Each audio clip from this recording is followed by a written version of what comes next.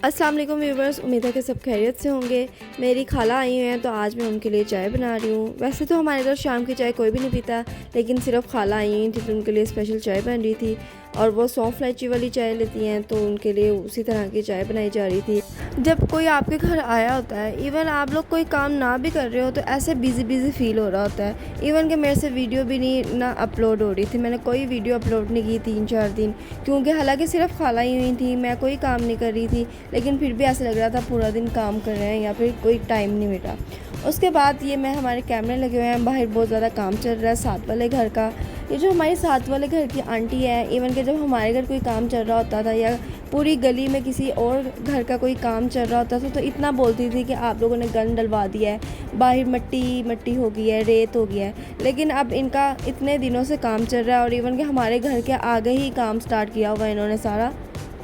बाहर निकला नहीं जाता, या बाहर हो तो अंदर नहीं आया जाता, ऐसे बिल्कुल डोर के आगे इन्होंने काम और आग लगाई हुई है। और अपना इनके दरअसल बोर हो रहा है, इनके मर्सीपल लग रहा है।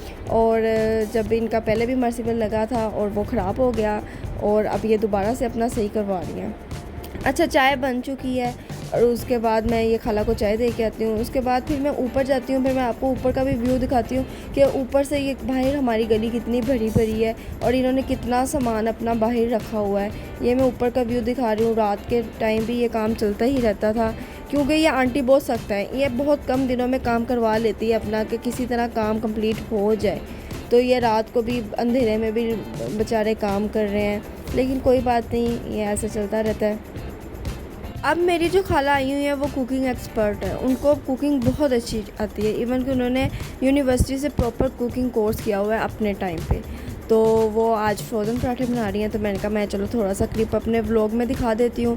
मैंने हालांकि इसकी वीडियो अपनी रेसिपी रिकॉर्ड नहीं की, लेकिन फिर भी मैं थोड़ा सा दिखा रही हूँ कि एक जगह ये सारा जो पेड़े बन रहे हैं और एक जगह वो सारे बेल के रख रही हैं। बेलने के बाद इतना ज़्यादा देसी घी लगा कर ये पेड़े कर रही हैं और इवन पेड़े करने के बाद उसको 2 हिस्सों में डिवाइड कर देंगी।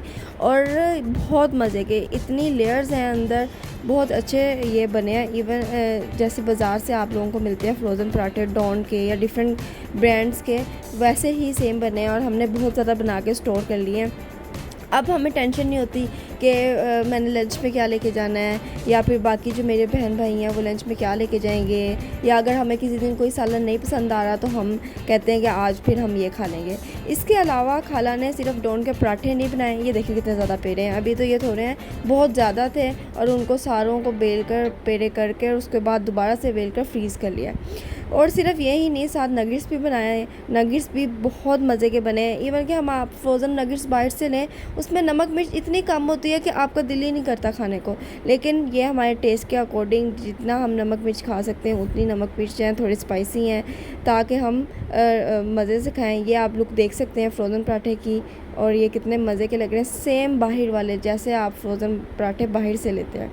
उसके बाद जैसे खाला आई हुई हैं तो एक मूवी तो बनती है, तो रात को पहले मूवी का सेशन होता है और उसके बाद नींद आती है, फिर सोते हैं। अल्लाह हाफ़िज़।